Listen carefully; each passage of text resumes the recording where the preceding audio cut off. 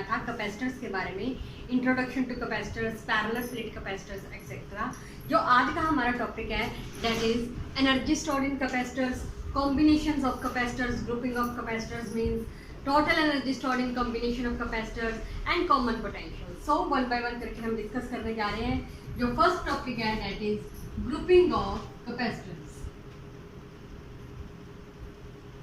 Grouping of capacitors में हम इसको दो पोर्शन में डिवाइड करेंगे, दो पोर्शन में ग्रुप करेंगे। First one is series combination and second one is parallel combination. तो पहले हम सीरीज कॉम्बिनेशन के बारे में करने जा रहे हैं।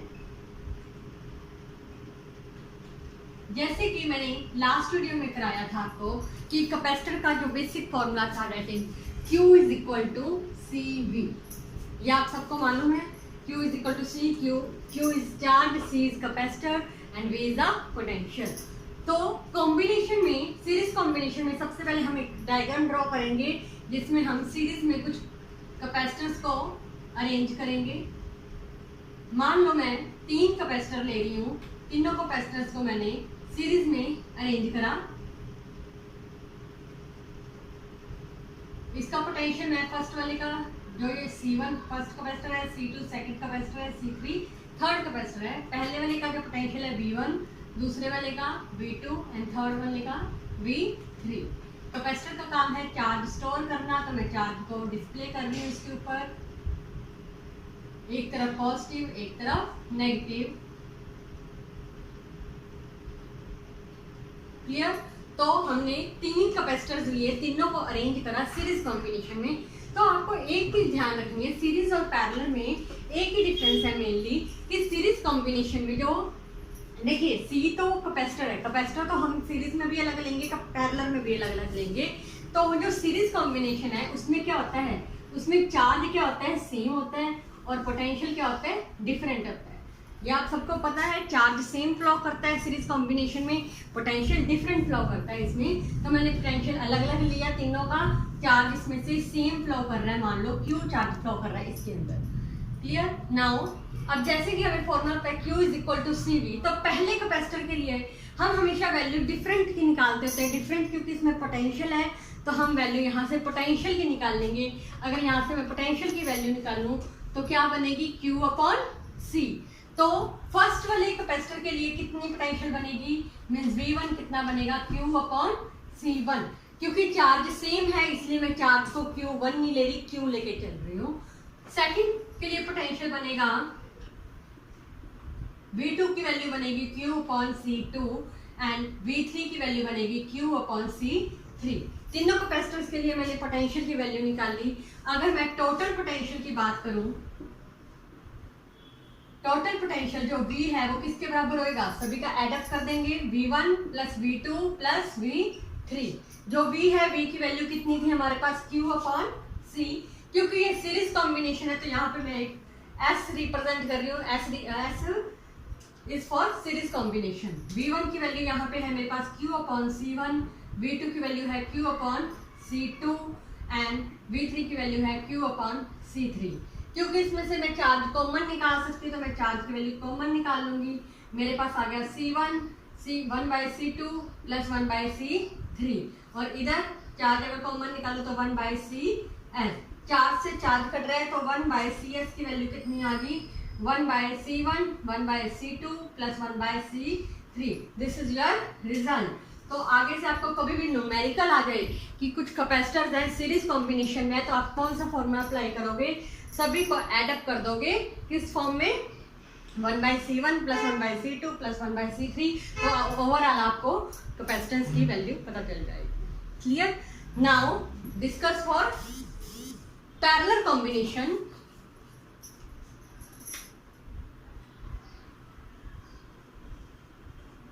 पैरेलल कॉम्बिनेशन, पैरेलल में हम इनको पैरेलली रिप्रेजेंट कर देंगे। कुछ कैपेसिटर्स उसी तरह से मैं 3 कैपेसिटर सपोज में मान रही हूँ, ये C1 कैपेसिटर है मेरे पास, ये C2 कैपेसिटर है, ये C3 कैपेसिटर है। अगर मैं इनको पैरेलली इन्हें कनेक्ट कर दूं तो जैसे कि मैंने आपको बताया उसमें क्या होता था, चार्ज सेम होता था, पोटेंशियल डिफरेंट होता था, बट इसमें क्या होता है, इसमें चार्ज डिफरेंट होता है। अगर ये C1 कैपेसिटर है, ये C2 कैपेसिटर है, ये C3 कैपेसिटर है, तो इसके पास चार्ज Q1 पहुंच रहा है, इसके पास Q2 और इसके पास Q3। तो चार्ज, क्योंकि कैपेसिटर का काम ही चार्ज को स्टोर करना है, तो यहाँ रिप्रेजेंट कर देते हैं कुछ चार्जेस।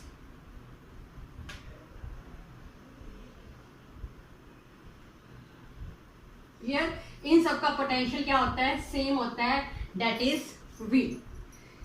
जैसे कि इसमें चार्ज सेम था, पोटेंशियल डिफरेंट था, पैरेलल कॉम्बिनेशन में क्या होता है, पैरेलल में चार्ज डिफरेंट होता है, पोटेंशियल सेम होने के कारण, क्योंकि हम वैल्यू हमेशा डिफरेंट की निकालते हैं, डिफरेंट चार्ज है, तो चार्ज की वैल्यू क्या होती है, Q is equal to CV। तो फर्स्ट कैपेसिटर की बात करें तो यहाँ पे क्या आ जाएगा, Q1 की वैल्यू कितनी आ जाएगी, C1V। क्लियर। अगर सेकंड कैपेसिटर की चार्ज की बात करें तो C2V, एंड थर्ड कैपेसिटर की चार्ज की बात करें तो C3V। क्लियर। अगर हमारे पास तीनों चार्जेस की वैल्यू आ गई, अब मैं इसमें टोटल चार्ज फाइंड आउट कर रही हूं। जो टोटल चार्ज Q है वो किसके बराबर होएगा, Q1 plus Q2 plus Q3।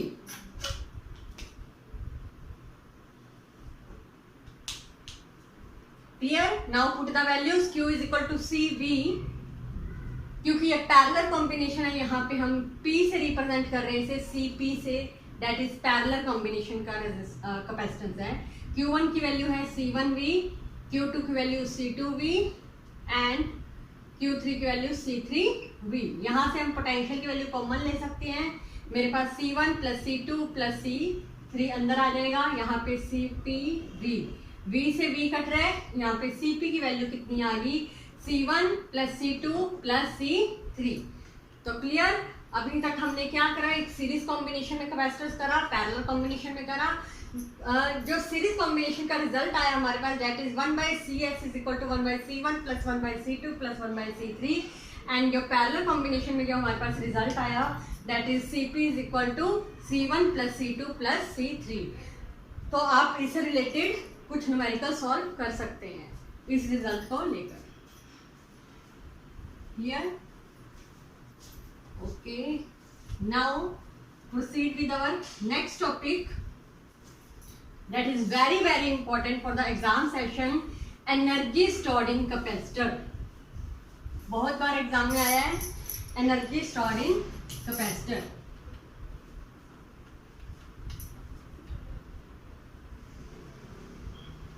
Energy stored in capacitor में सबसे पहले हम एक कैपेसिटर लेंगे,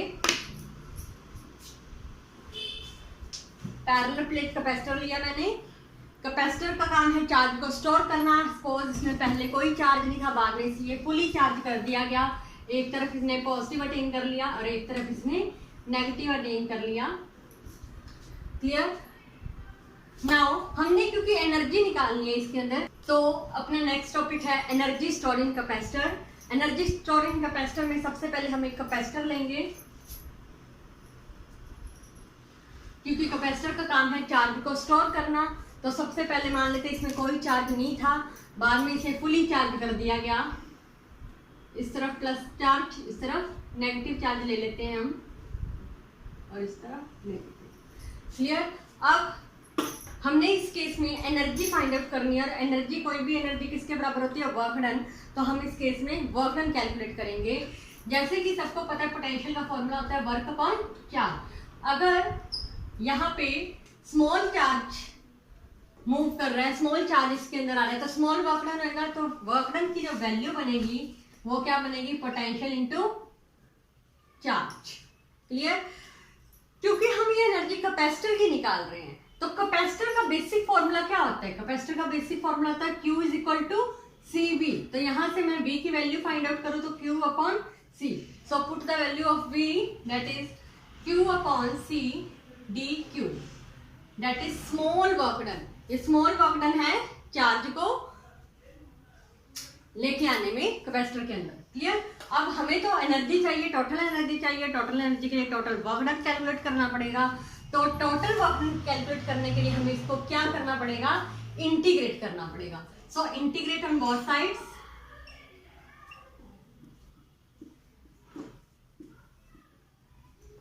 दोनों तरफ इंटीग्रेशन का साइन लगाएंगे। अब बात आती है लिमिट्स की। लिमिट्स क्या लगाएंगे? वर्क डन, सबसे पहले जीरो वर्क डन से टोटल वर्क डन हमने जाना है। यहाँ पे चार्ज के विद रिस्पेक्ट टू लगाना है, क्योंकि मैंने स्टार्टिंग में बताया था पहले ये कंप्लीटली एम्प्टी था, बाद में ये फुली चार्ज हो गया, तो इसकी लिमिट्स जाएंगी 0 to Q। Clear? Work done dW का इंटीग्रेशन बनेगा W, यहाँ से जो कॉमन है वो कांस्टेंट है वो कॉमन निकालो, 1/c कॉमन आ जाएगा, Q dQ अंदर आ जाएगा, Q to 0 to Q, limits जाएंगी। इंटीग्रेशन खोल लें तो बनेगा Q square upon 2 0 to Q। Clear? Now 1/c, then put the value of upper limit minus lower limit, Q square by 2 minus 0, तो अपने पास रिजल्ट आ जाएगा Q स्क्वायर बाई 2। तो ये हमारा वर्क डन आ गया, और कोई भी वर्क डन एनर्जी के बराबर होता है, तो यहाँ हमारी एनर्जी की वैल्यू कितनी आ गई? Half Q square upon C। This is your result. Clear? यहां से हम कैपेसिटर के रिजल्ट एनर्जी के लिए 3 फॉर्मूले कैलकुलेट कर सकते हैं। जो बेसिक फॉर्मूला, फर्स्ट फॉर्मूला आया that is half Q square upon C। Now second फॉर्मूले की तरफ जाते हैं। देखिए Q is equal to CV होता है, as Q is equal to CV। यहाँ पे अगर मैं Q की जगह CV फिल करती हूँ तो मेरे पास एनर्जी की वैल्यू बनेगी हाफ CV स्क्वायर। ये आपके पास दूसरा फॉर्मूला आ गया एनर्जी का, U is equal to half CV square. Clear? अब हम तीसरा फॉर्मूला कैलकुलेट करने जा रहे हैं। जैसे कि इसमें Q is equal to CV, मैंने Q की वैल्यू भरी थी, अब मैं यहाँ पे C की वैल्यू इसी फॉर्मूले से फिल करने जा रही हूँ। C की वैल्यू क्या आती है यहाँ से? Q by V। Fill the value, U is equal to half Q square by C की जगह मैं फिल कर रही हूँ यहाँ पे Q बाय V। एक Q से Q कट जाएगा तो हाफ Q V। ये आपके पास आ गया third basic formula for the energy. Clear? ये अपने पास 3 फॉर्मूले आ गए एनर्जी स्टोर्ड इन कैपेसिटर में। कभी भी आपको न्यूमेरिकल पोर्शन में एनर्जी कैलकुलेट करनी है तो आप ये 3 फॉर्मूले यूज कर सकते हो। कब कौन सा फॉर्मूला यूज करना है? अगर आपको न्यूमेरिकल में चार्ज और कैपेसिटेंस से रिलेटेड कुछ वैल्यू दी है, एनर्जी निकालनी है, तो आप ये फॉर्मूला यूज करोगे। अगर आपको चार्ज और पोटेंशियल से रिलेटेड कुछ दिया तो आप ये फॉर्मूला यूज करोगे, और अगर आपको कैपेसिटेंस और पोटेंशियल दिया तो आप ये वाला फॉर्मूला यूज करोगे। क्लियर? तो आपको तीनों फॉर्मूले ही माइंड में रखने हैं। Okay, now our next topic is total energy stored in combination of capacitors. ये फॉर्मूला मैं इधर लिख रही हूं क्योंकि हम इसे यूज करेंगे।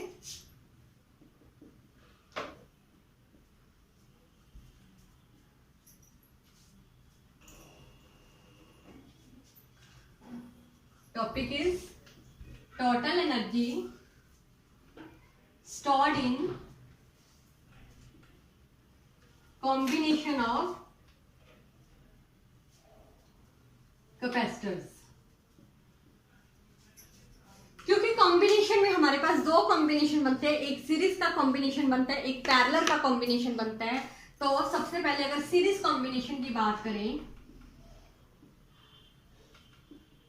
सीरीज कॉम्बिनेशन में जैसे कि अभी मैंने थोड़ी देर पहले बताया, चार्ज इसमें सेम होता है, पोटेंशियल इसमें डिफरेंट होता है। तो चार्ज और पोटेंशियल को लेके हमारे पास जो फॉर्मूला बनता है दैट इज दिस।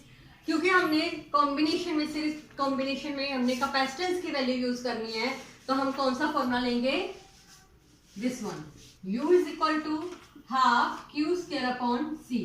क्योंकि सीरीज कॉम्बिनेशन है तो मैं यहाँ पे S लिख सकती हूँ, और हमने अभी थोड़ी देर पहले पिछले लास्ट आर्टिकल में 1/CS की वैल्यू निकाली थी, that is 1/C1 plus 1/C2 plus 1/C3 up to so on. आपके पास जितने भी कैपेसिटर हैं उन सबका एडअप कर सकते हैं। तो ये आपके पास टोटल एनर्जी फाइंड आउट हो जाएगी किसमें? सीरीज कॉम्बिनेशन में। Clear? Now we will discuss about the parallel combination.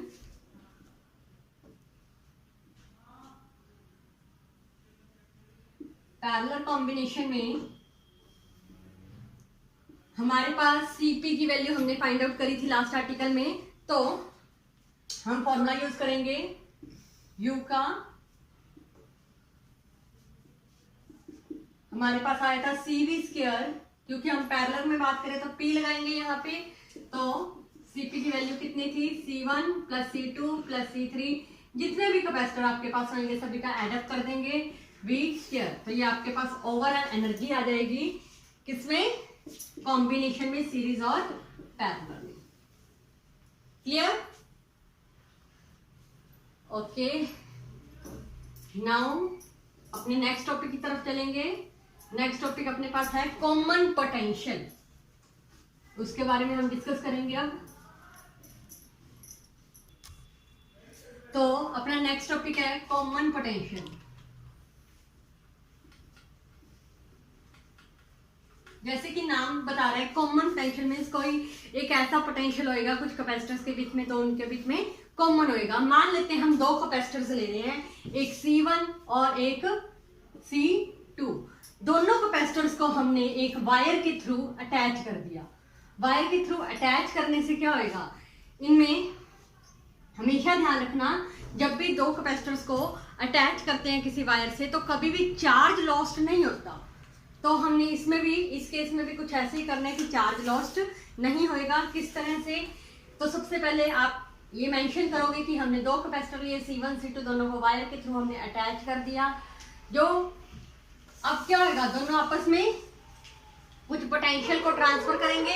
कब तक ट्रांसफर करेंगे, हमेशा पोटेंशियल जो ट्रांसफर होता है high potential to low potential transfer होता है, और वो पोटेंशियल कब तक फ्लो करेगा, जब तक कि उनमें दोनों में कॉमन पोटेंशियल नहीं आ जाता। मान लो इसका V1 पोटेंशियल है, इसका V2 पोटेंशियल है। अगर ये हाई पोटेंशियल है, इसका लो पोटेंशियल है, तो V1 to V2 charge flow करना स्टार्ट करेगा, बट चार्ज का कोई लॉस्ट नहीं होएगा। तो देखिए, सबसे पहले हम फाइंड कर रहे हैं total charge before sharing.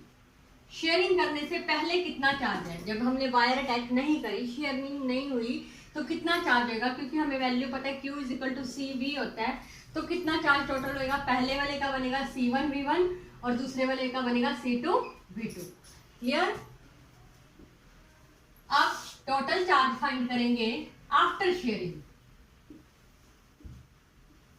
Sharing जब होनी स्टार्ट होगी, उनके बीच में लिंक स्टार्ट हो गया, कब तक लिंक होएगा, कब तक चार्ज ट्रांसफर करेगा, अभी मैंने आपको बताया।